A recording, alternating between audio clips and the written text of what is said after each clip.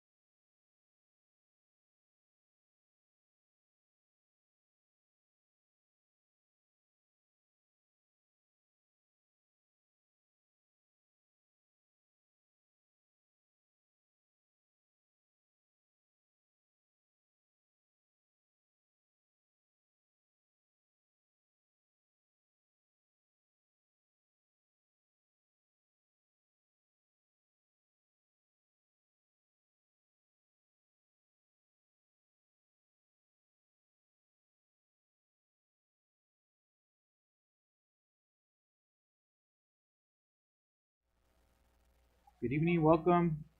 Bienvenidos, Hanik y Masanin. Bienvenidos para mi escuela. The board has returned from closed session and will reconvene into open session at 6:06 p.m. This report out relates to item 4A on the closed session agenda. No reportable action was taken by the board. The amendment to the superintendent's contract of employment will be considered and voted upon during open session at this regular meeting of the governing board. That brings us to our flag salute. The flag salute and student presentation will be led by student leaders from Fallbrook STEM Academy. We also welcome students from Mike Cho Early Education Center to sing a song in honor of Patriots Day.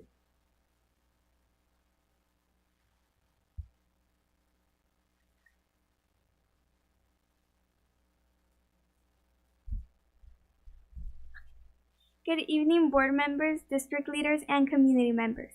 Welcome to the board meeting. This evening, we are honoring September 11th and Patriot Day. Also, next week, every student will have an activity about the Constitution for Constitution Day on Tuesday, September 17th. At this time, please help me welcome the preschoolers from Mike Choke, who will be singing a song after the Pledge of Allegiance.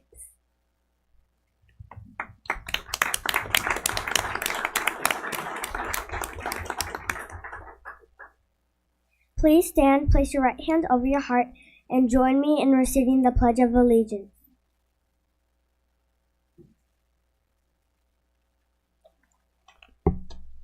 I pledge of allegiance to the flag of the United States of America and to the republic for which it stands, one nation, under God, indivisible, and liberty and justice for all. Thank you. You may be seated.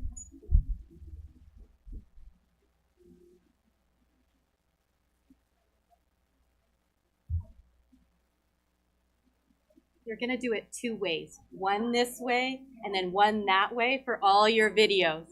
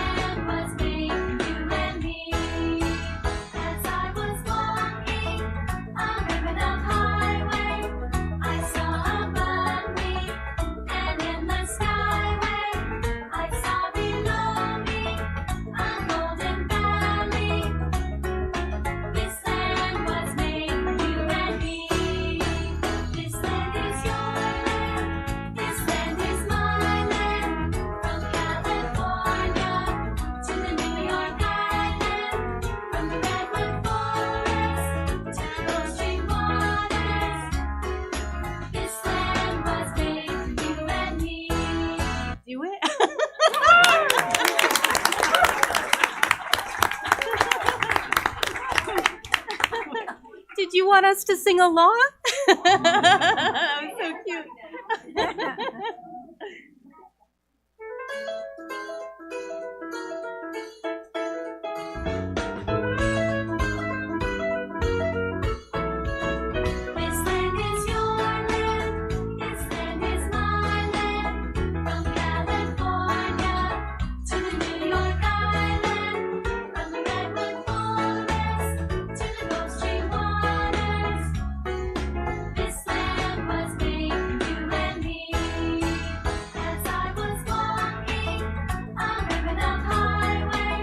I saw a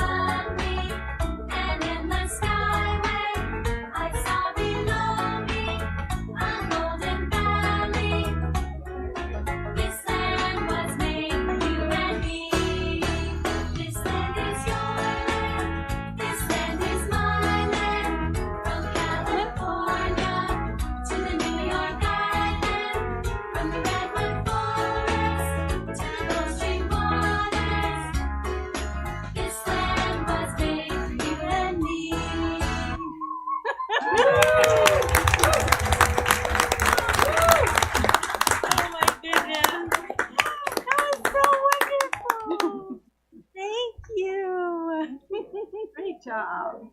Thank you, friends. As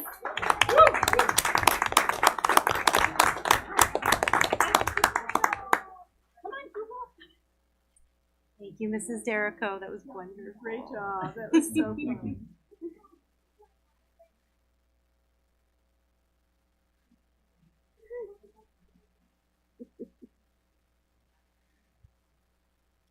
As a student at Fallbrook STEM Academy, I have the opportunity to learn about setting goals for my learning. Every year, students set goals and try to accomplish them. This evening, my fellow student Nevaeh and I will share our goals with you. We have a special challenge for you at the end of our presentation. My name is Nevaeh Armenta, and I'm in 3rd grade at Fallbrook STEM Academy. I have been attending my school for 3 years, and my favorite part of school is reading and friends. My name is Susan Garnica Gonzalez. I am a 5th grader at Fallbrook STEM Academy, and I have been attending FSA for 7 years, and one of my favorite things to do at school is math.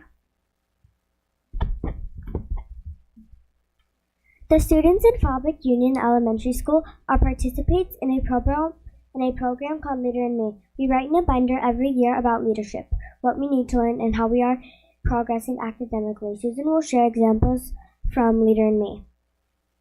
Some examples of the things we learn are: we learn the importance of being respectful, we learn about kindness and being kind, we practice working hard, and we set goals for ourselves. My goals are in reading. I want to reach the highest level for my grade. I will read more and learn more words. In math, I want to learn more multiplication. I will also learn division. And to develop leadership, I will be a really good sport on the playground, and I will also be a really good friend. In reading, my goal is I want to know the main idea of any type of book I read. I want to read at least 2 books every month. And in math, I want to understand the type of math we're learning in class, and I will try and practice all my multiplication facts from 1 to 15. And for my leadership goals, I will think win-win, and I will be a good friend as well. This concludes our presentation for this evening. But didn't we say we had a challenge for you? Because we set our goals and strive to achieve them, it might be fun for you to set goals and achieve them along with us. Nevaeh, can you please pass out the goal sheet?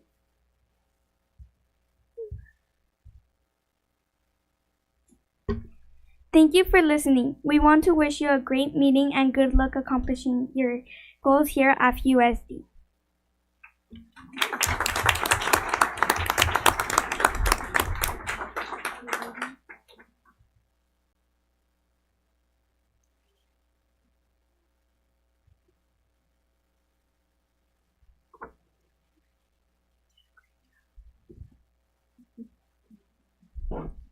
When they need to turn the goals back into you when they finish them, we'll return them.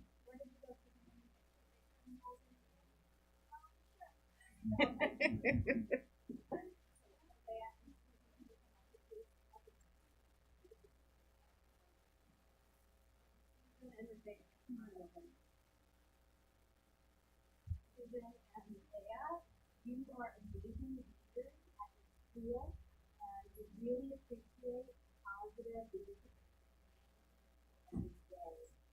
Your principles are wonderful things about you, and we're so thankful that you have board meetings today and have lots of things about goals. It's important for kids, and you're in all the way up to the middle. Think about the things that you do.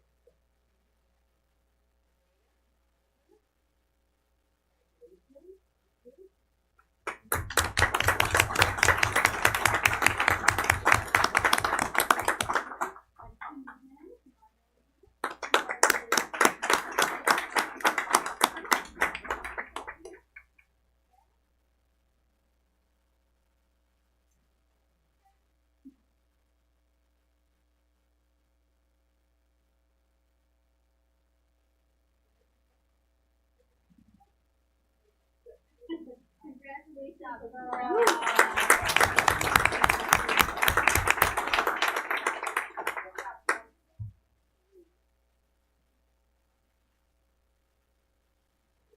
for that. And just wanted to mention that there are a few open seats here in the front for anyone that wants to take a seat. And welcome to do so. All right, so we can move ahead with the minutes. It is recommended the governing board approve the minutes of the August 1st, 2024 regular board meeting. Do I have a motion? Motion. Thank you. And a second? Thank you. Any comments? And I will call for the vote. Trustee Goldbeck, Gotta abstain. I was not here. Trustee Fish, Yes. Trustee McBride, Yes. Trustee Lundin. Aye. And I vote aye, so that motion passes. Community relations. This is a portion of our meeting designated for comments from the public about non-agenda items, but within the subject matter jurisdiction of the board. Should individuals wish to comment on items of the present agenda, they may also do so during this portion of the meeting or at the time the item is considered by the board. Comments are limited to 3 minutes, with a maximum of 20 minutes allocated for a particular item or topic. While the Brown Act allows the board to hear issues within its jurisdiction from the public that are not on the agenda, it only allows the board to respond in a very limited manner, such as providing direction to staff. If the board were to have more than this type of brief discussion on an item not on the agenda, it could be a violation of the Brown's rules for posting the Brown Act's rules for posting the agenda. To address the governing board, members of the public must have submitted a completed speaker card to the clerk of the board for the open session portion of the meeting. Ms. McBride, do we have any speakers? We do not. For public hearing, we have one speaker. It's for an agenda An item. agenda item. Is it for an agenda? Okay, for agenda item, yes. Oh, I see. Item 6. Okay. So Abby Henlon.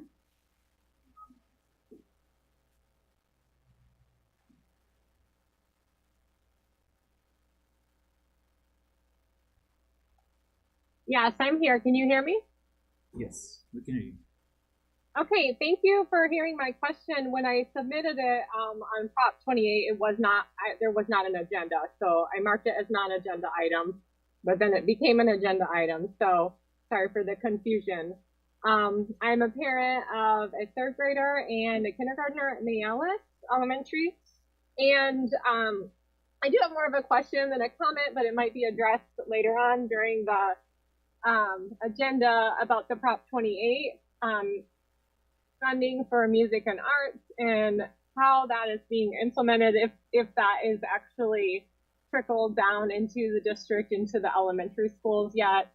I'm not sure how much you can answer me with that, and if it's possible to have public involvement in how that funding is implemented in the schools. I know this year we were told that luminary arts, which we've had the last few years, that we're not doing that anymore. We're doing STEAM.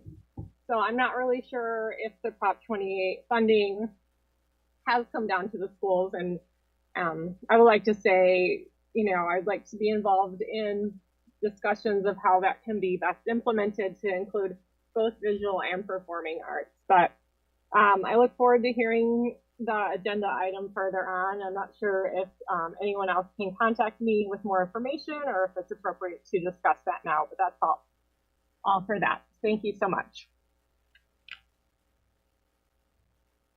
Thank you. I think that could be something we could ask the cabinet to look into, follow up with. Thank you. All right. And that takes us to reports. Report from the base liaison, Dr. Paul. Good evening, everybody. It's good to see everyone. I just want to share that the Commanding General is hosting an evening colors reception and military ceremony. The event is scheduled on the 9th of October. It starts at 4:30, and it'll be at the historic Santa Margarita Ranch House. The invitation, if you haven't received already, is on its way. Hopefully you're able to consider that and attend. So that's my update for this evening. Unless you have any questions. Dr. Paul, I wanted to thank Kim Pendleton for doing such an incredible job dealing with the 2 fires you had this past week, particularly the really large one. As any of us who live in Duluth or Rainbow or Fallbrook, we thank you for confining it and keeping it. I know this is a very dangerous time right now, but Hamilton does an extraordinary job fighting fires. So thank you. Well, you're welcome. But I'll Glad make it sure to worked let the out. folks know that manage that you're Yeah.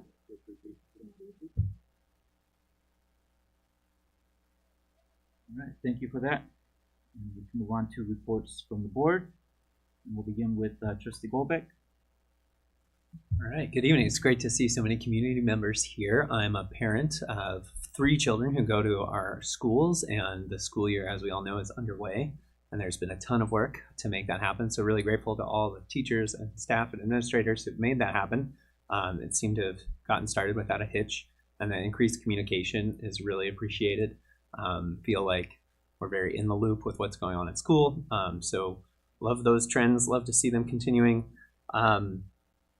Also grateful for the management of the heat. I think there was no concerns about sending our kids to school during those really hot times. And if any parents had any concerns, please reach out to us. We are your representatives on the board, and we're a public institution. So it's our job to bring your voice to this group. So feel free to contact us or,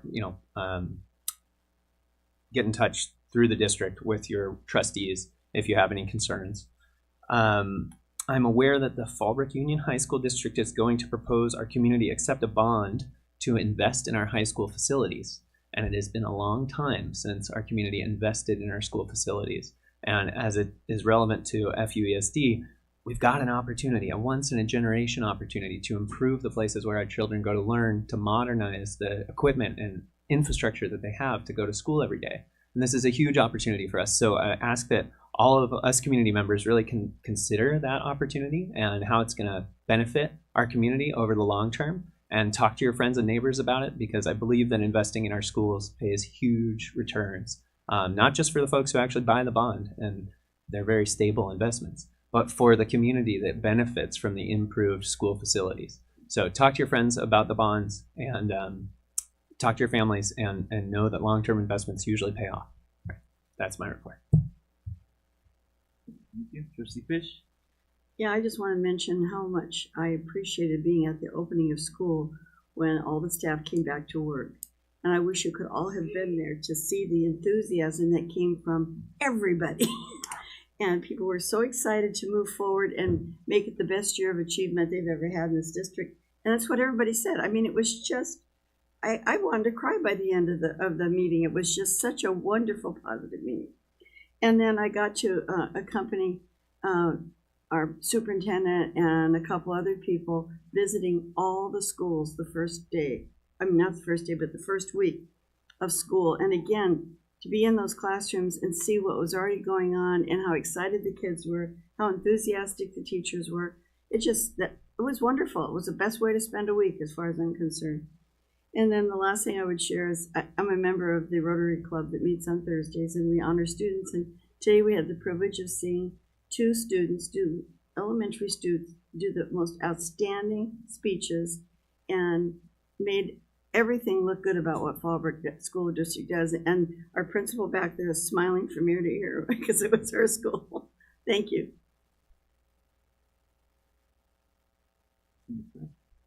And for me, I did go to a couple different things, and one of it was joining some of the board members and Superintendent Ms. Hazel in going to the summer and seeing all the fantastic things they were doing. And yes, the kids were very involved and very, very excited for what they were doing, and we're just it's a wonderful program, and I'm just very happy that the kids get to participate in that, and that we are able to accommodate that. Thank you. I think a number of us went to schools the first week, and the superintendent took us 4 different schools in 3 hours. We flew by, but it's one of the most exciting days, most exciting weeks, because everybody is so glad to be back at school. And really appreciate the work that all of our staff do preparing for that day and that week. And I'm starting to get calls from people I know saying, my granddaughter goes to your schools and she's so happy. She wants to go to school every day and she loves her math. And I'm like, okay, well, our school district is pretty extraordinary. I wanted to follow on Mr. Golbeck's comments about the bond initiative that our high school has. I have a lot of friends who are retired, and every once in a while when I talk to them about supporting the schools, they say, well, I don't have any children or grandchildren in the school, and so I don't know if it's really relevant to me. And I remind them that even if they don't have children in the schools, if they own a house and they live in a school in a community where the school district is thought to be extraordinary, as ours is, property values increase. They can be very selfish about that. The more we invest in our children and our schools, property values continue to hold. So for somebody who doesn't have children or grandkids, that's one of the things. The other thing I say is, you know, many of the students who graduate from our district stay in Fallbrook. So we are investing in Fallbrook's future leaders. They're leaders while they're in our schools. They're going to be leaders when they graduate and come into our community. So I totally support what you said. You know, some of our buildings are old, both here and at the high school. And, you know, just like with a normal house or apartment, sometimes you just have to paint the walls and fix the plumbing. And I think it's a great investment. So I want to support where our kids are going to go once they graduate 8th grade. Thank you. And well, I had an opportunity to attend open house or back to school at May Ellis. I was glad to see my son's teachers. He's they're co-teaching. And it looks like we're a month in since school began, but we're still not quite out of summer yet. This last week reminded us of that, and I'm thankful that our schools are the place to be to stay cool. I asked my son how his classroom felt, and he said his AC was running good. In fact, it was cold. I need to go visit, go to some visits then. But so I'm thankful that our schools can provide a place to cool off in the day. So. Thank you. When I started to list all of the elements in my update, I realized, wow, the last time we were together, it was before school started. And there's been so much that's happened since August 1st when we had our last board meeting. And so I wanted to share with you, and you've all shared, we had an amazing opening of school, and it included meet and greets before school started so that children could get to know, you know, where their classroom was and who their teacher was, and lower that anxiety so that the first day could be really celebratory. And our teachers and our staff really go the extra mile for those meet and greets. I was over at FSA and they're passing out popsicles and there's balloon arches, and I really am so proud of our schools because our families, you know, all of our families who are here, you're our VIPs, and we want you to know that that we're excited that the kids are back to school. And when I saw red carpets and blue carpets, you know, for kids to walk down on the first day. The board, we got to participate in the clap-in at Potter. It was a fantastic event with signs and music and pom-poms, and we just really wanted our kids to feel like that they recognized that we missed them and we were happy that they were back. And I feel like the schools hit it out of the park. They really did an excellent job, and I just want to thank them for really going the extra mile because they really did.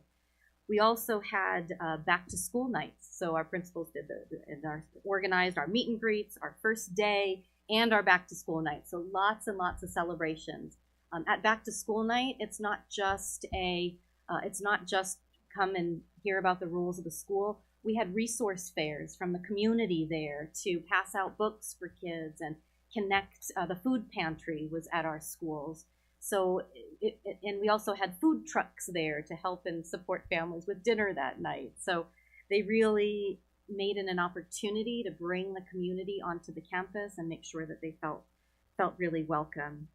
I had so much fun at our welcome back at Potter, and we had the Potter band there. We had the Ballet Folklorico, and their beautiful costumes were there dancing.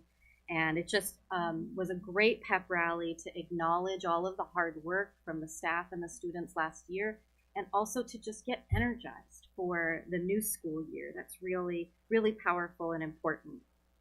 We also had a luncheon. Our Fallbrook Rotary, our Rotary clubs here in our community are so giving, and our Fallbrook Rotary has a long tradition of serving lunch and having a barbecue at Ingold Park for all of the staff members in the community. So that was just an amazing way to feel loved by our community. So we thank our Fallbrook Rotary.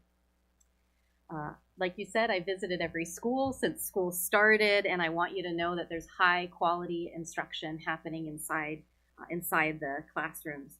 I also wanted to share with you an update that our after-school programs are busting at the seams, and we couldn't be more excited. Last year, we had 840 students in our after-school program.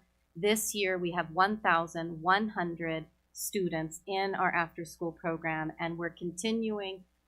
Our goal is to wipe clean the wait list, and so we want to grow the program based on our parents' need for the service. So a big shout out to our director of our ELO program and everybody who's been working on the program.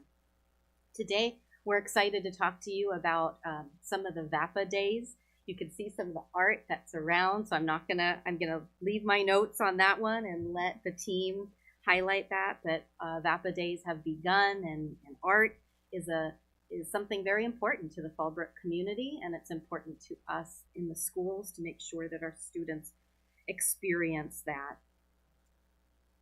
I want to also take just a moment to thank our firefighters and Chief McReynolds. He provided me and my staff with really timely updates, not only about the fire perimeter, but also about the air quality.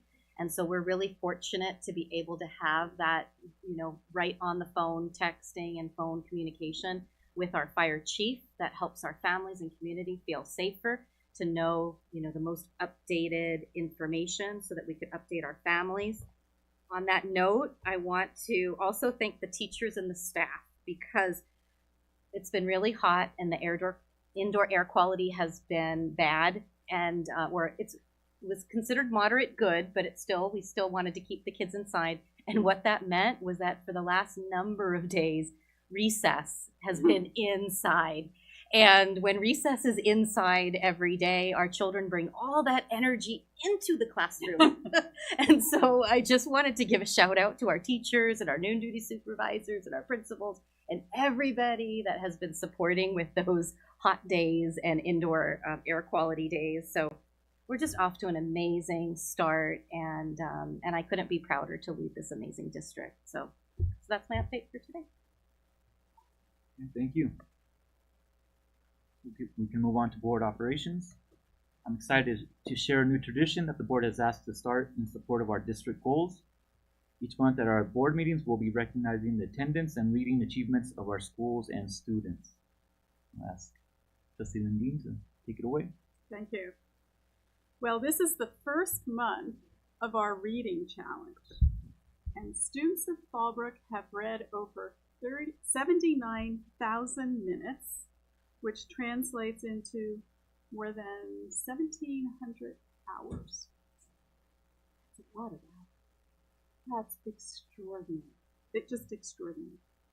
We are so proud of our students for being strong readers will unlock the doors to success in your future studies and in your future career. But most importantly, in my view, we hope that the joy of reading is something that you take with you for your whole life.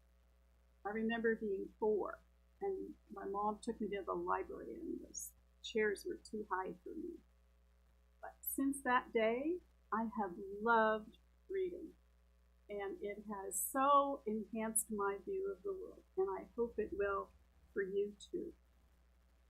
So, congratulations to these special readers who were the top readers at each of their schools, and that's quite an achievement.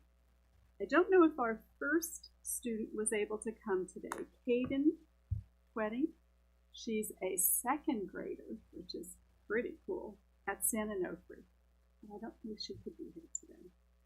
All right, then we have from La Paloma, McKay Murphy.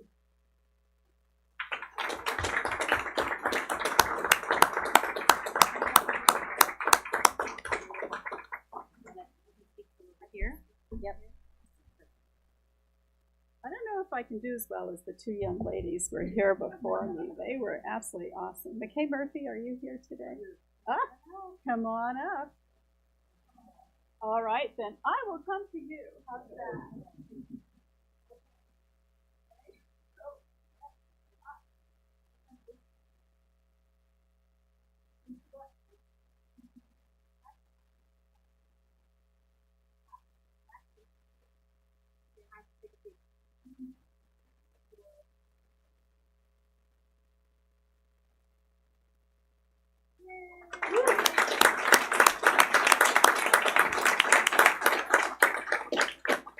Our second student is from Potter Junior High School, 7th grader, Bryce Bechtold.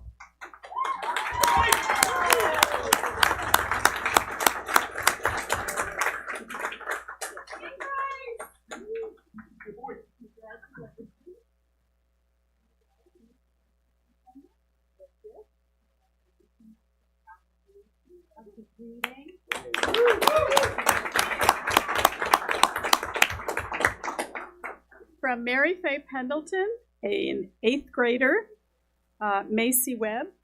Macy.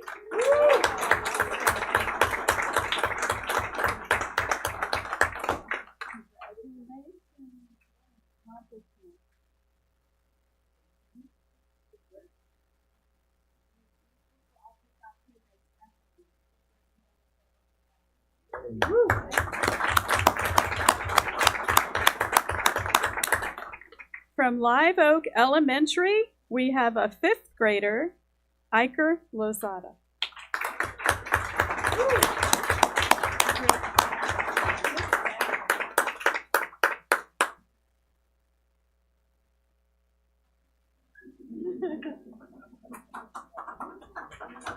And then we have Fallbrook STEM Academy, a 5th grader as well, Alexis Lucas Silva.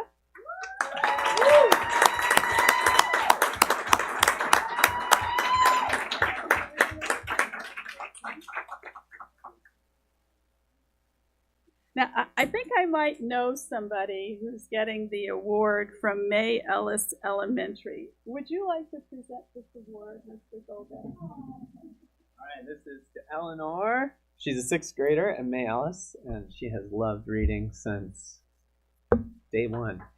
So, congratulations, Eleanor.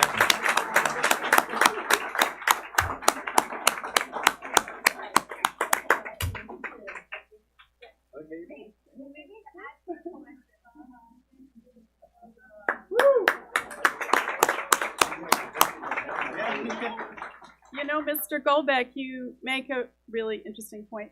Actually, your daughter does. Children's success in reading is an absolute reflection of the importance a parent places on that from the earliest days. And it's never, ever too early to start. So thank you for having that in your family. And our last award is from William H. Fraser, Salvador Suarez Macedo.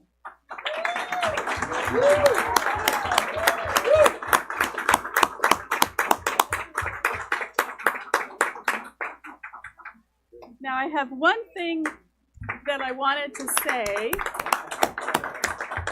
to all the students who just received their special books. These books are, I bet, will be special for you for a very long time. So you might want to get some autographs. And you could start with the superintendent of schools. You can wait for a few minutes before we start the meeting yet. If you want to bring your book up, we'll get her a pen and she can autograph your book for you. And then when you go back to school, bring your book to your teacher, get her autograph, then go find the principal and get that autograph, and maybe even your friends. How cool is that? You don't have to wait for a yearbook. You can start right now with your special book. Are we going to take a group photo? Yeah, if you can bring your book, let's take a group photo and all of our students.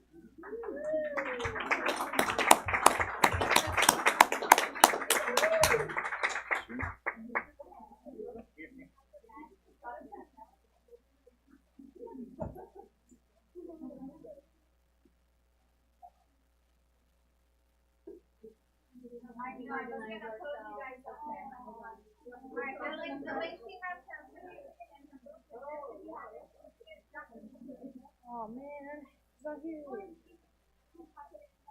Wait, another person coming.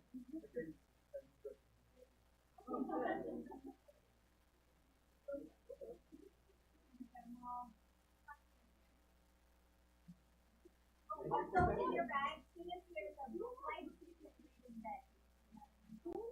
Good job. Run up straight. Okay.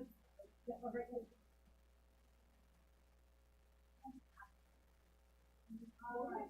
Beautiful.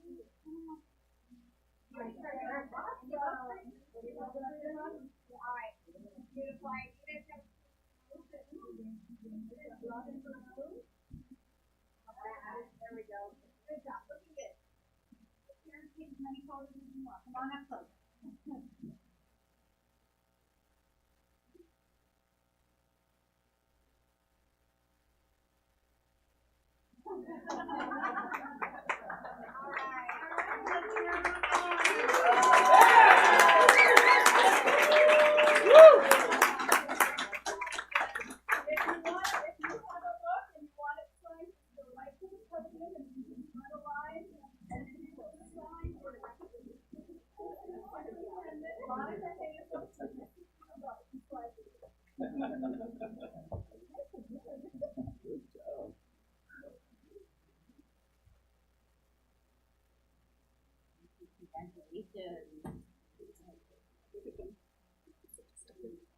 Yeah, great idea. Thanks. I got an award when I was a freshman. And I got a book. That book. That's why I want that to be. You like that one? What do you think about this one? Good.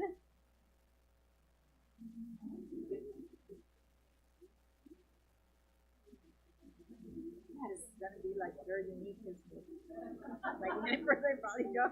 Yes, it's like I remember.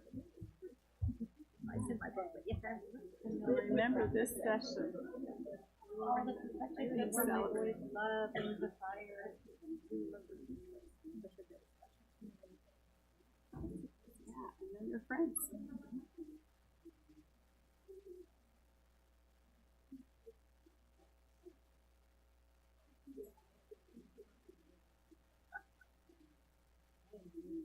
Enjoy that one. Did you read a Percy by Percy Jackson, like that. You've got to finish it. Really? Yeah. Because of overrated. Such a deep.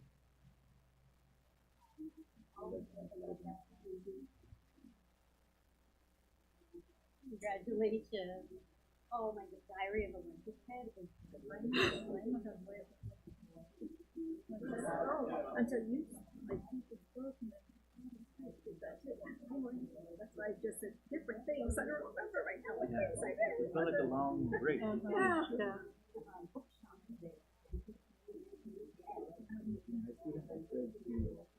Ordered books from other libraries, just the whole inner loan. Not bad, the whole. Oh, that's awesome. Yeah. It's full of them. She's writing little notes. That's awesome. Oh, can't It's awesome. Super stars.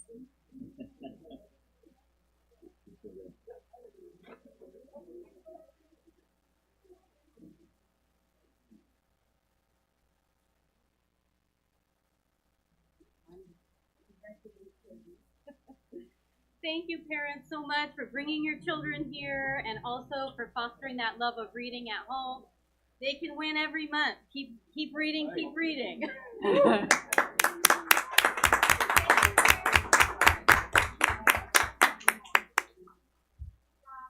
Here we go. Pass that back. No, thanks.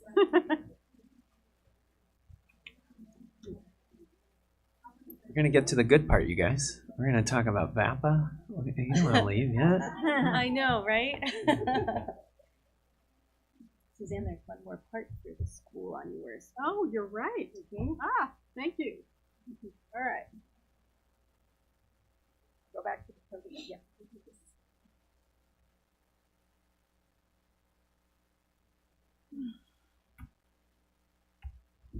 And we have one school that had the highest participation rate across the entire district. 87% of their students logged in and tracked minutes. Thank you, Dr. Arias, for encouraging your students and fostering a love of reading at your school.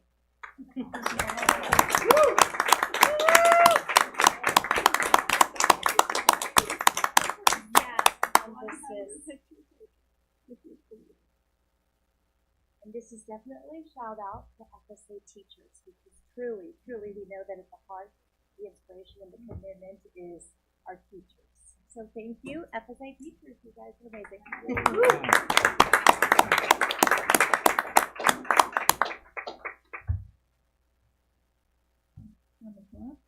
Mary, can you lead us in the next presentation? Yeah.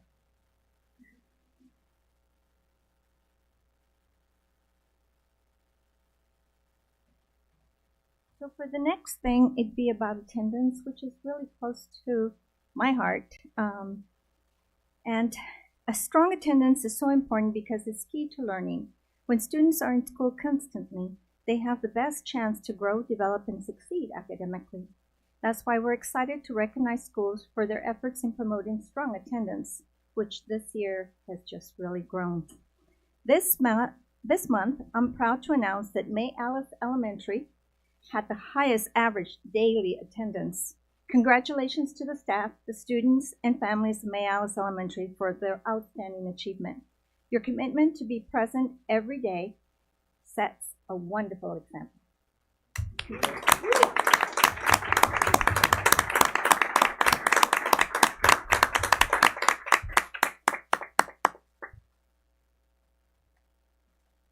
Well, I'm having my social worker accept it because the work she does to support with our students being on campus and communication she has with our families, teachers, and our teachers as well. Our students love teachers. Thank you.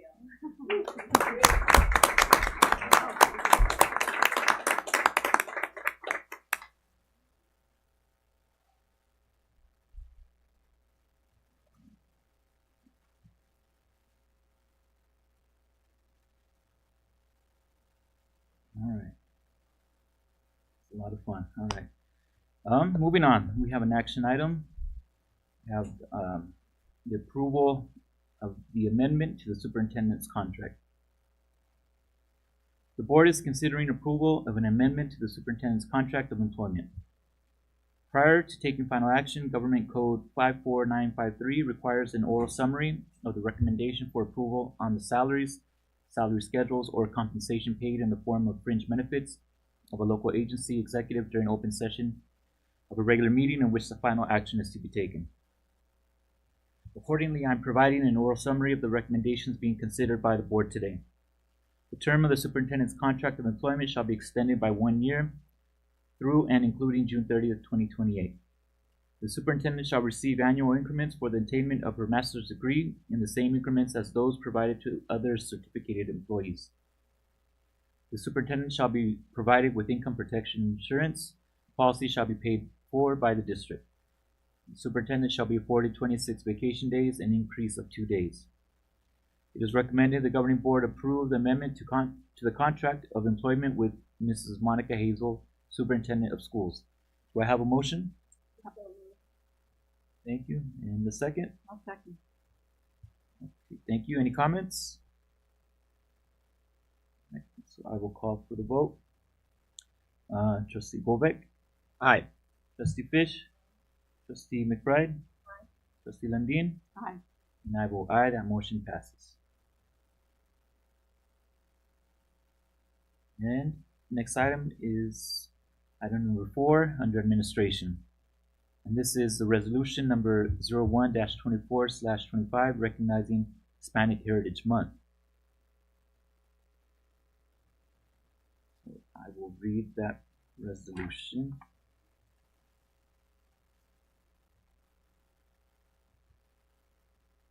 Whereas Fallbrook has roots in Latin American history and the Latin American presence has been part of Fallbrook since 1769, the Fallbrook area was first settled by Native American Luiseños and 3 Mexican families, including the Alvarados, the Picos, and the Ocampos. Whereas the Fallbrook Union Elementary School District is comprised of a diverse community of learners, among which 64% of our students identify as Hispanic or Latino, enriching our district with a variety of cultural, linguistic, and social contributions. Whereas Hispanic Heritage Month is celebrated nationwide each year from September 15 to October 15 to recognize the histories, cultures, and contributions of American citizens whose ancestors came from Spain, Mexico, the Caribbean, and Central and South America. Whereas September 15 marks the anniversary of independence for several Latin American countries, including Costa Rica, El Salvador, Guatemala, Honduras, and Nicaragua, while Mexico and Chile celebrate their independence on September 16 and September 18, respectively. Whereas Hispanic and Latin Americans have made significant contributions to our community and to our country in fields such as education, science, politics, arts, literature, and industry. Whereas the rich cultural and linguistic assets of our Hispanic and Latino students and their families significantly contribute to the strength, vibrancy, and excellence of the Fallbrook Union Elementary School District. Whereas fostering cultural diversity, equity, and inclusion is a value that enhances the educational experience for all students. Now, therefore, be it resolved that the Governing Board of the Fallbrook Union Elementary School District proclaims September 15 through October 15 as Hispanic Heritage Month in the Fallbrook Union Elementary School District, with special acknowledgement of the significant contributions of our Hispanic and Latin American students and their families to our community.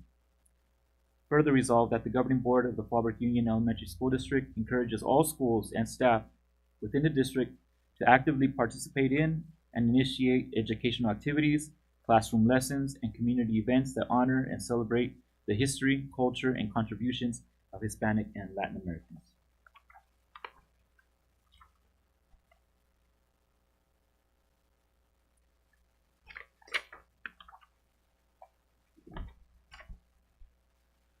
Directs the superintendent to distribute and make available educational resources on Hispanic and Latin American history, culture, and contributions to all schools within the district for use not only during Hispanic Heritage Month, but also throughout the year.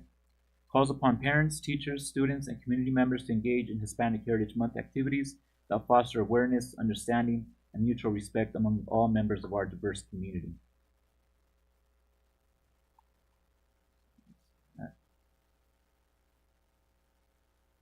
For a vote. So it is recommended the Governing Board approve this resolution recognizing Hispanic Heritage Month. Do I have a motion? Motion. Thank you. A second? I second. Any comments? Yeah. Great. All right. I will call for a vote. Trustee Landin? Aye. Trustee McBride? Aye. Trustee Fish? Aye. Trustee Goldbeck? Aye. I vote aye, so that motion passes.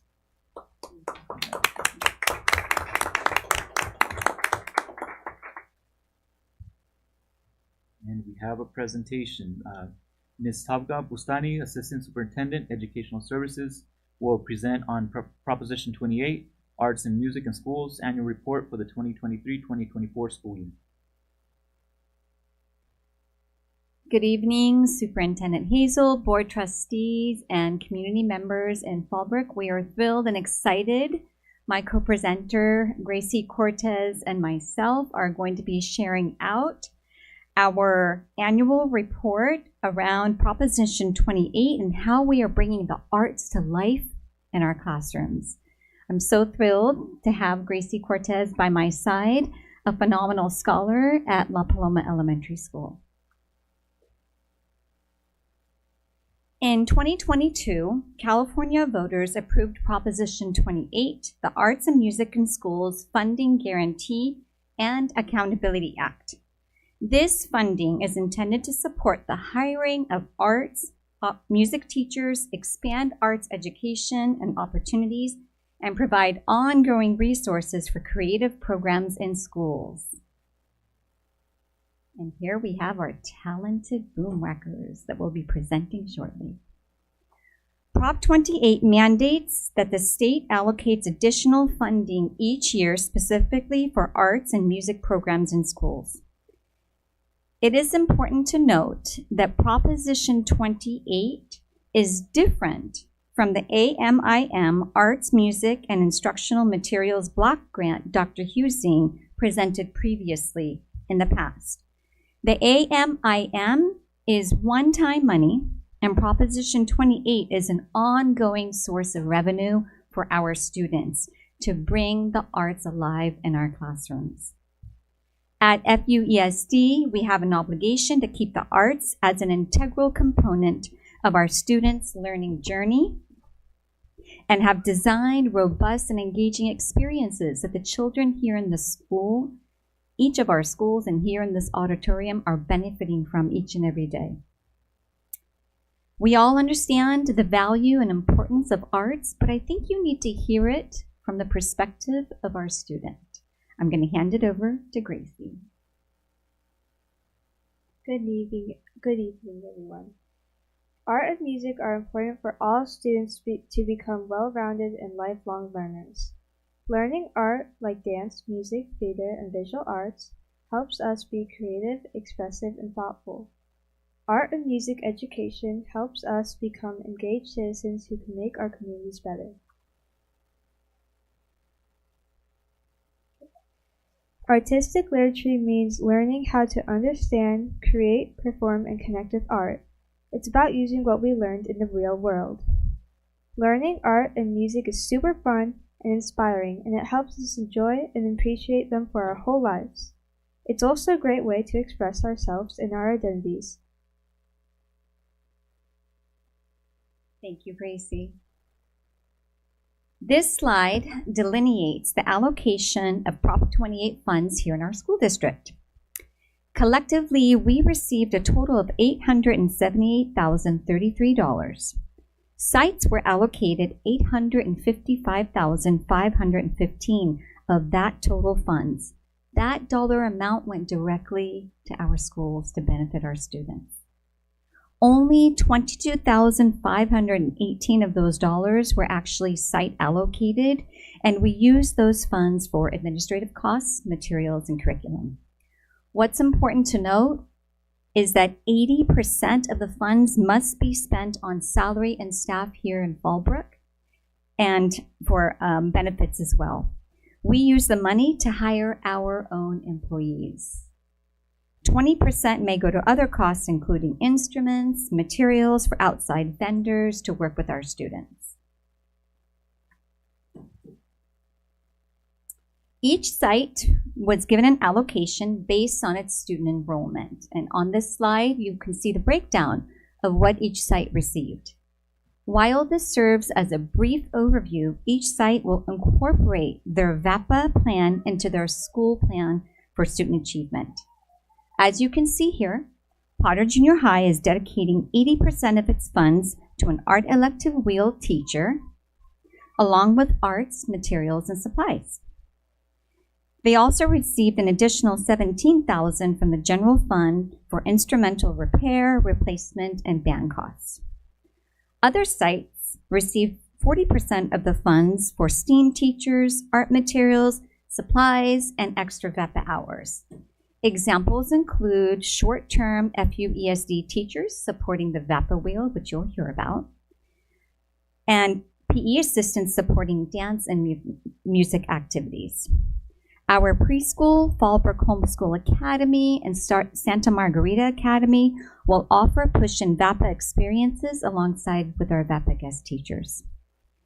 As I mentioned, we use centralized funds to purchase materials and curriculum for all sites, including Meet the Masters and Art Attacks, musical instruments, music appreciation lessons, art supplies, VAPA guest teacher computers. So what exactly does this mean for our students here at Fallbrook? I'm going to hand it over to Gracie, who will share with you what these funds look like in our classrooms here at Fallbrook. While our teachers are planning to help us learn better, All students will take part in a full day of VAPA. That's right, an entire day of engaging art lessons. We get to discover a famous artist and meet the master's lesson. By the time we finish school, we'll know about 35 different artists. We also get to create our own version of the artist's work, act out stories in readers' theater, enjoy and explore music during music appreciation, listen to stories about artists and musicians during a read aloud. The artwork you see here were created from our student artists here in FUESD. It's going to be a fun and creative time.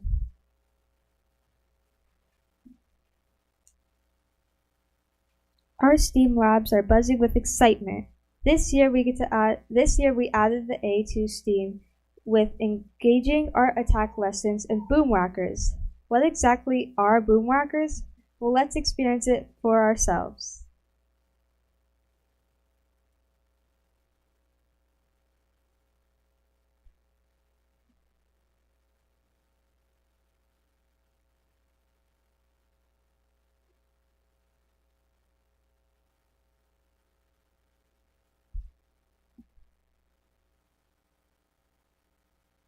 When struck, boomwhackers vibrate at a different frequency, producing musical tones. The best tone is produced a few inches from the end of the tube, which is known as the sweet spot. Larger boomwhackers vibrate at a lower frequency and produce a lower pitch.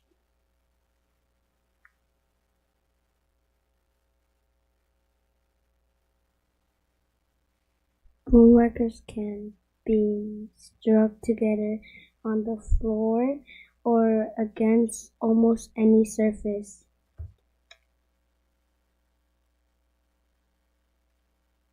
How they are color-coded. Boomwhackers are color-coded using a universal notation system and are labeled with musical notes that they produce.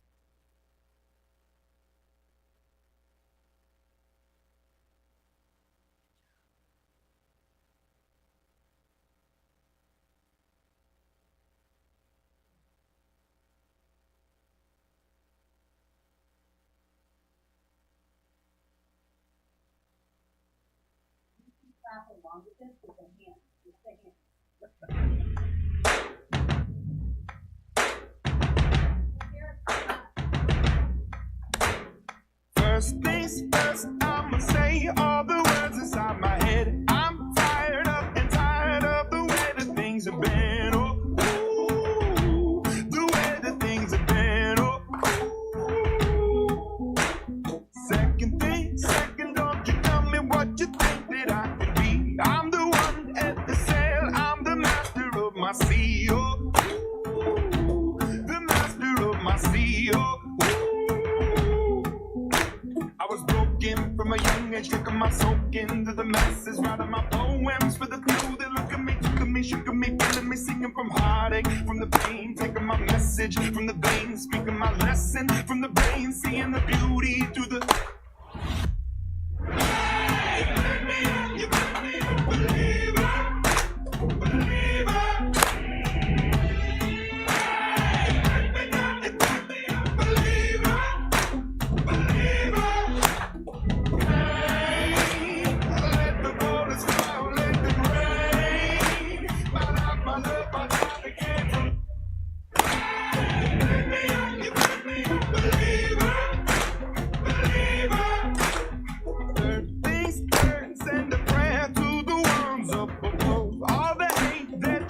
Has turned your spirit to a dove, oh, ooh, your spirit up above, oh, ooh. I was choking in the crowd, building my rain up in the cloud, falling like ashes to the ground, hoping my feelings, they would drown, but they never did, ever live, ebbing and flowing, inhibited, limited, till it broke open and rained down, it rained down like. You make me a believer.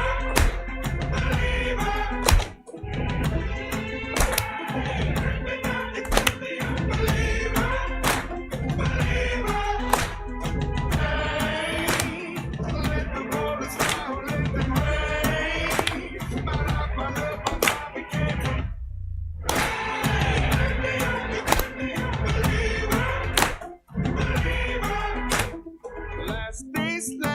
got the grace of the fire and the flames. You're the face of the future, the blood in my veins. Oh, ooh, the blood in my veins. Oh, ooh.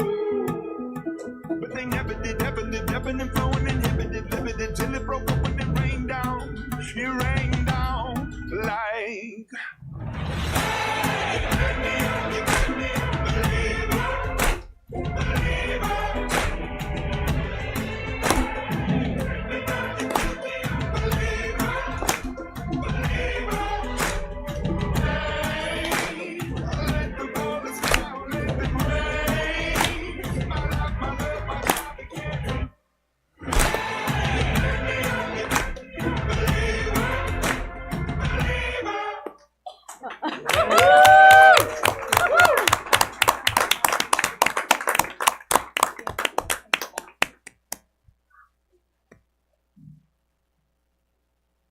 That was fantastic. Oh my gosh, I love it.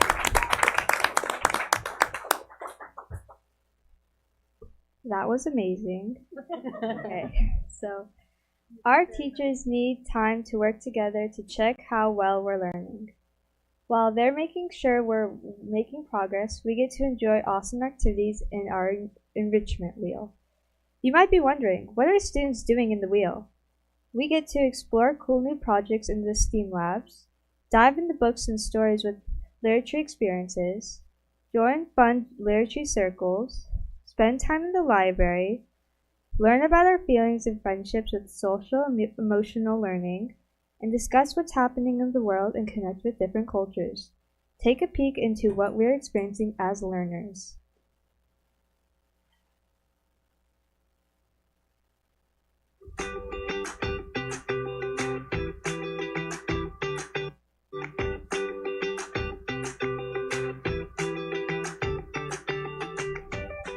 FUESD is excited to introduce a new dynamic learning space to our schools, STEAM Labs.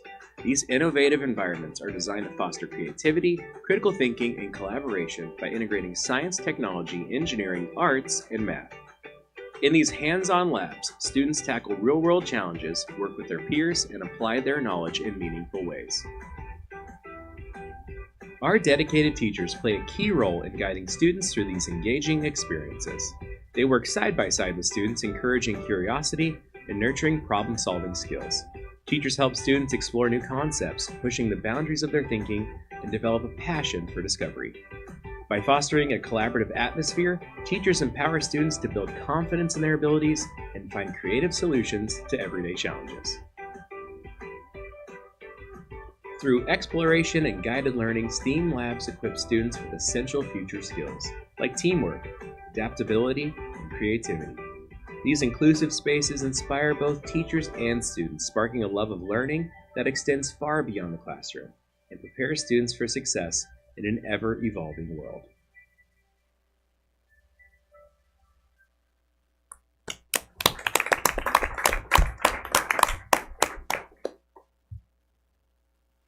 It's a great time to be a student here in FUESD because we are learning and having fun at the same time.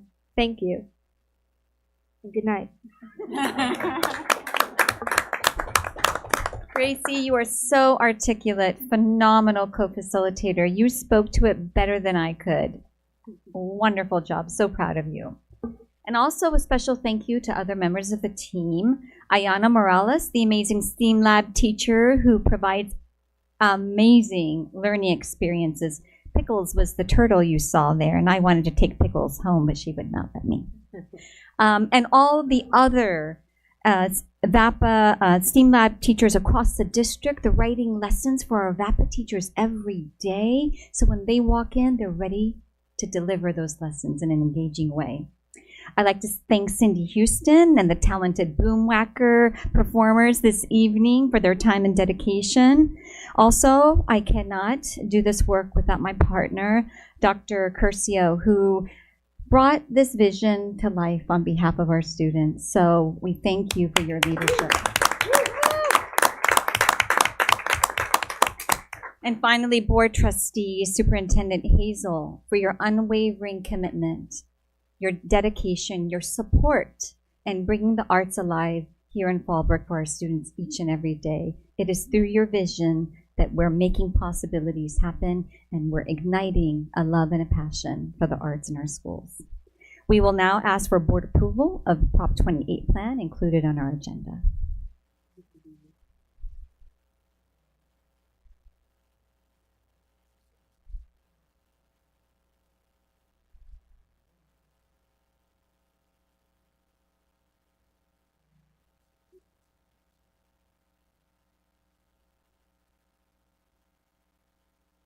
Okay, so that takes us to an action item. It is recommended the governing board approves the annual report for the Arts and Music in Schools Funding Guarantee and Accountability Act, Proposition 28. Do I have a motion? I'll motion. Thank you. And second? Thank you. Any comments? I know that we had public comment earlier, and I don't know if Abby is still on the line. She's not. Roger. Yes, I just think as board trustees, we want to know how the students and the families are receiving this awesome innovation. So just inviting the public to really contact us and communicate with us about how VAPA, this new instruction, is rolling out and affecting their students. Thank you. Anyone else? All right, so that means we can call for a vote. Trustee Golbeck? Aye. Trustee Fish? Trustee McBride? Aye. Trustee Landine? Aye. And I vote aye, so that passes unanimously.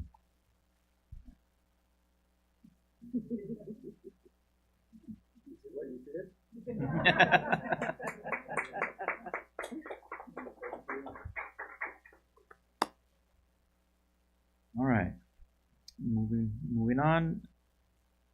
We have another action item. It is recommended the governing board approve resolution number 02-24/25 in accordance with Article 13-B of the California Constitution. Do I have a motion? I so move. Thank you. A second? I'll second. Thank you. Any comments? And so I will call for the vote. Trustee Landine? Aye. Trustee McBride? Aye. Trustee Fish? Trustee Golbeck? I do not remember what this was about. The GAN limit was explained to me, but I thought we were going to go over it in the meeting. Is that not accurate? In the expanded summaries, there was a description of the GAN limit in the language there. So I think that's something It's about the reserve, the strategic reserve, and there's one strategic reserve that is different than the GAN limit. Do we have a clear definition of the difference between the strategic reserve and the GAN limit? Yes, I think we would need to pull up the document because it's quite specific related to the language. I don't know, Lindsay or Armando. If I may add to your question, I'm sorry. Each year, the state and local governments are required to calculate their annual GAN limit. GAN limits are calculated by multiplying their prior year limit by the percentage change in per capita income and average daily attendance.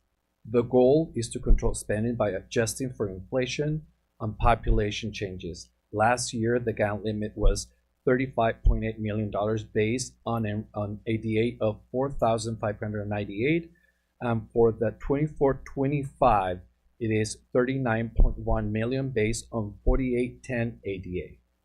And then the GAN limit is allowed to be used for what purposes? For multiple purposes. You know.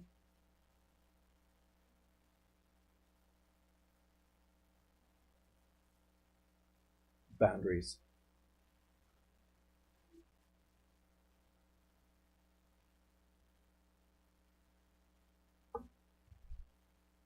Yeah. For our purposes up here, this is a fiscal responsibility measure, but it's gotten to the point that we're not sure what responsibility it's requiring. Is that correct? I wouldn't say, no, I wouldn't say that. I think this is a resolution that's required by law that was put into effect back in like 1979 was the original intent of the law, so that there was a limit on the amount of spending that a school district could implement. And so every year, every district has to approve the GAN limit and agree to the resolution. But we spend 2.5 times. It's only for this one pot of this one piece of the money, not the overall district budget. Okay. So I would love a workshop on this at some point in the future so that I can understand why it exists and what it binds us to do. Sure. If that's possible. Yeah, for sure. Great. In that case, I will vote aye. Okay, thank you. So that motion, and I vote aye as well, so that motion passes. And that takes us to our unaudited actuals for 2023-2024.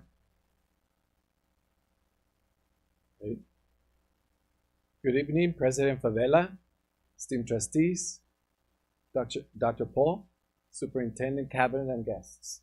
It is my pleasure to be here to present to you today.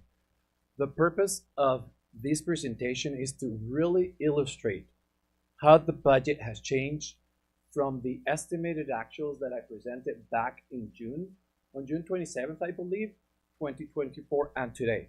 I think it's very, very important to share that the budget process really encompasses multiple facets throughout the year. For example, we have the adoption of the budget, we have estimated actuals, we have unaudited actuals, and throughout the year we have interim reports.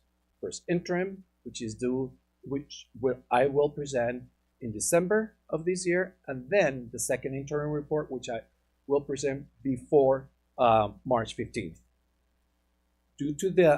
I can also share with you that at every point that I share data with you, when it comes to the budget, you can expect the numbers to change, sometimes dramatically. Why is that? Because throughout the year we spend money. Not only do we hire people that we have to pay, but we also buy materials, etc., etc.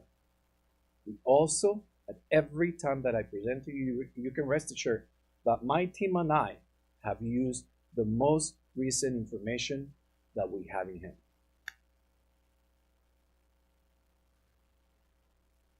But to be honest, what are the unaudited actuals, right?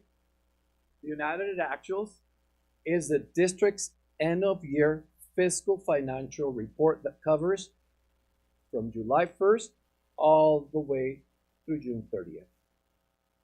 This report will include actuals, meaning the real deal, the hard numbers when it comes to money that we received, but we also know as revenues, money that went out, that we spent, that we know as expenditures, carryover, which is ending fund balance or EFB, and reserves, components of the EFB, which is the ending fund balance.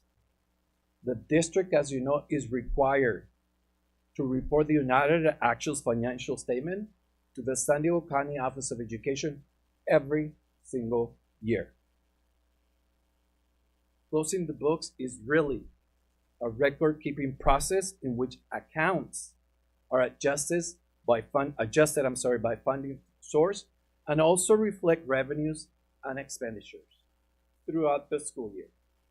It is also typical to capture savings from unspent budgets and at the end of the year to recognize also revenues and or expenditures. As such, the ending balance for both unrestricted for our school district have improved from the last time I presented, which was back in June. Great news, right? I'm really excited actually to present to you. In 2023-24, unaudited actuals revenues were greater than unaudited actual expenditures by about 2.6%. Sorry. I was talking to the other slide. Huh? Thank you. By about 2.6%. Million. Right. It's so exciting, right? The great news we really did not deficit spend. What does that really mean? That we lived within our means. I wish I could say that about my family's spending, but I live with 3 girls. But that's another story, I guess, right? And it's very, very important to state that we live by our means because we did receive additional funding that we were not expecting in the way. We knew we were going to get it, but we didn't know exactly when. And but at this point in time, I really, personal opinion, thank goodness for the significance of one-time monies.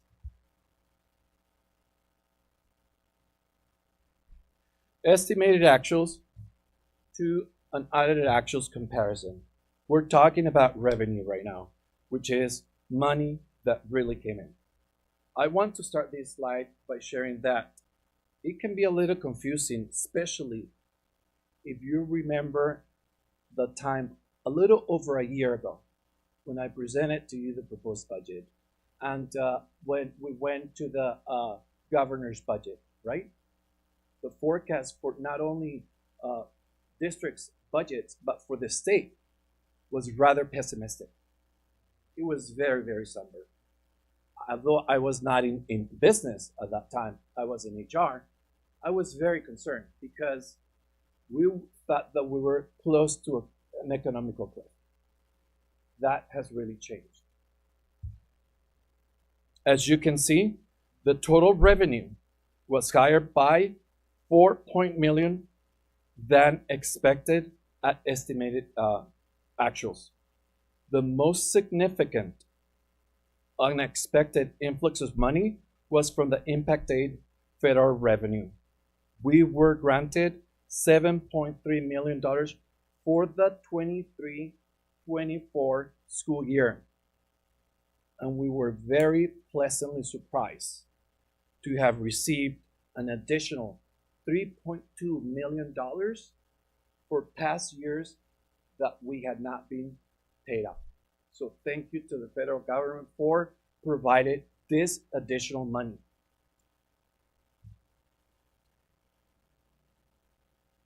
For the LCFF, as you can see, there is a slight increase of about $250,000. It's funny that I say slight increase, right? And I'm talking about $250,000 due to an increase in ADA.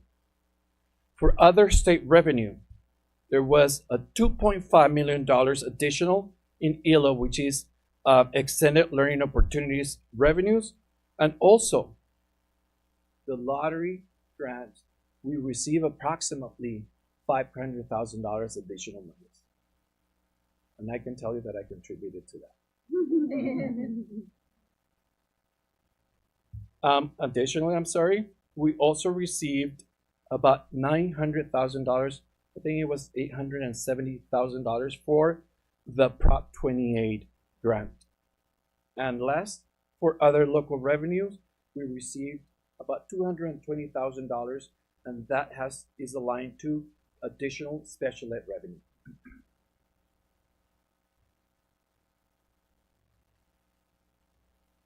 I'm going to be talking about estimated actuals to unaudited actuals, a comparison in expenditures.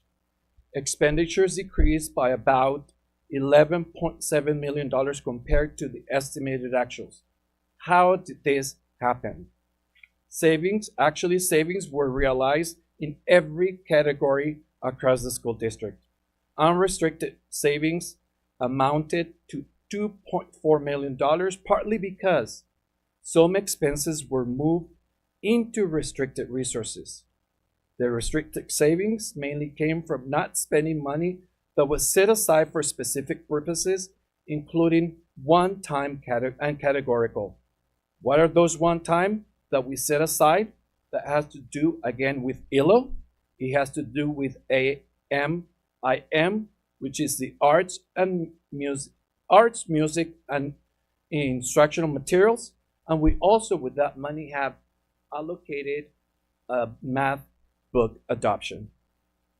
For books and supplies, the unspent money is exactly what I just talked to you about.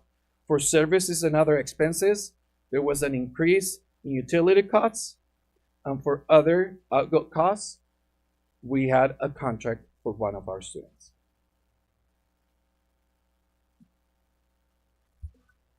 So what is next for us?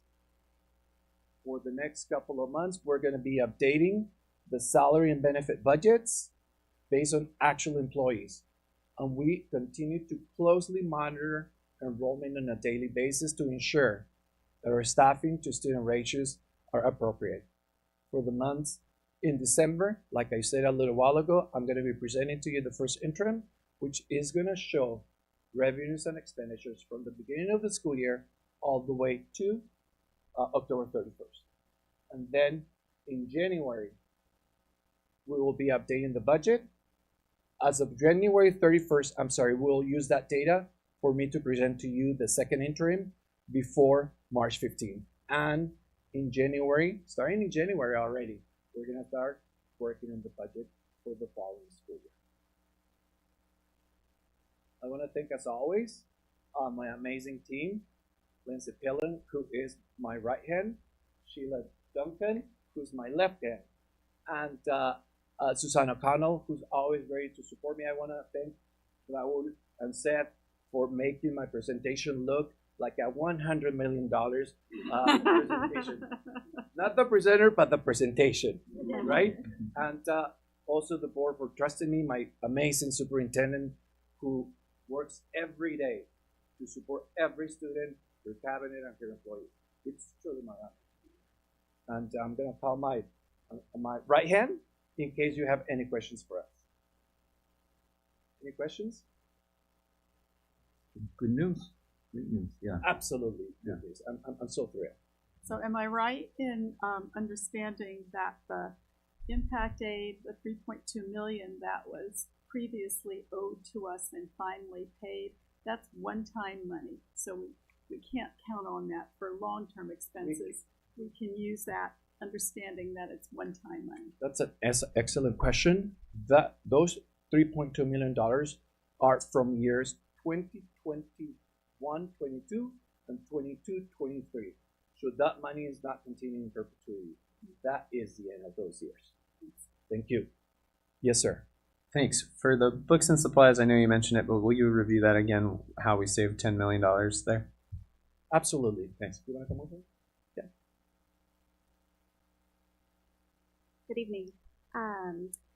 So the materials and supplies budget can be a little bit confusing, and really what it is from the 22-23 school year, so 2 years ago, we have restricted ending balances for the Learning Recovery Emergency Block Grant, the Arts Instructional Music Block Grant, and we are required to post those restricted ending balances in the 23-24 school year for them to be available to spend. And so it kind of inflates our budget a little bit, but then when we close the books, we didn't actually spend all of that one-time money. And so it pulls it out of the materials and supplies budget and puts it into the restricted carryover balance. Does that make sense? Okay. So we moved it from books and supplies to restricted carryover balance. Exactly. Okay. And then that would show up as an increased expense, or that's just like a anticipated revenue for the next budget? It shows up as a restricted ending balance. It doesn't show it as revenue. It's in the SACS reporting form. I forget what page it's on. I can point you in that direction. But there is a list of all of our restricted ending balances in the tune of about $10 million. And most of it is one-time money. The other pocket is ELO. So they're all restricted. They all have requirements on how we spend the funds. And so anyways, it's listed at the bottom, and I can show you where that is. When you'll use that money that was for ELO or whatever goes to ELO next year. Exactly. So when we go to bring the first interim report to you in December, you'll see that materials and supplies budget maybe jump up again, because we're going to post the restricted carryover balances from the 23-24 school year into the 24-25 school year. Okay, so when we review the next set, we'll be aware of that dynamic. Yeah. Okay, yeah. Thank you. You're welcome. nice to be delivering good news rather than. Thank you for everything that you do. Though we the whole really team. appreciate your forward thinking, planning, making clear cuts across the board so that we wouldn't get into emergency situations. I'm sure that's unanimous with all of us. My goal and my team's goal is to make sure that we remain fiscally responsible. That's our number one priority when it comes to our school district. Because once that doesn't happen, things like so that's our goal. Thank you, everyone. Good job, all of you. Thank you. Alright, so it is recommended the governing board approve the 2023-2024 unaudited actuals financial report, including designations, commitments, and assignments of the ending fund balances. Do I have a motion? Thank you. A second? Thank you. Any comments? Hearing none, I will call for the vote. Trustee Golbeck. Aye. Trustee Fish. Aye. Trustee McBride. Aye. Trustee Lundin. Aye. And I will aye, so that motion passes. Human Resources. It is recommended the governing board approve the recommendation for a new speech language pathology assistant and fiscal director job descriptions. Do I have a motion? I so move. Thank you. A second? I'll second. Thank you. Any comments? Hearing none, I will call for the vote. Trustee Lundin. Aye. Trustee McBride. Aye. Trustee Fish. And Trustee Golbeck. Aye. I will aye, so that motion passes. Next, we have an information item, workshop and conference attendance. We are pleased to support our teachers and staff to continue their professional learning as they participate in conferences, enabling them to perform their duties and remain up to date on new policies and procedures impacting their roles. And that finally brings us to our consent agenda. It is recommended the governing board approve the consent agenda as presented. Do I have a motion? I so move. Thank you. A second? I'll second. Thank you. Any comments? That's just impressed with all we're doing. Second that as well. All right. So I will call for the vote. Trustee McBride. Aye. Trustee Fish. Aye. Trustee Golbeck. Aye. Trustee Lundin. Aye. And I will aye, so that motion passes. That brings us to adjournment. The meeting is adjourned at 7:34 p.m.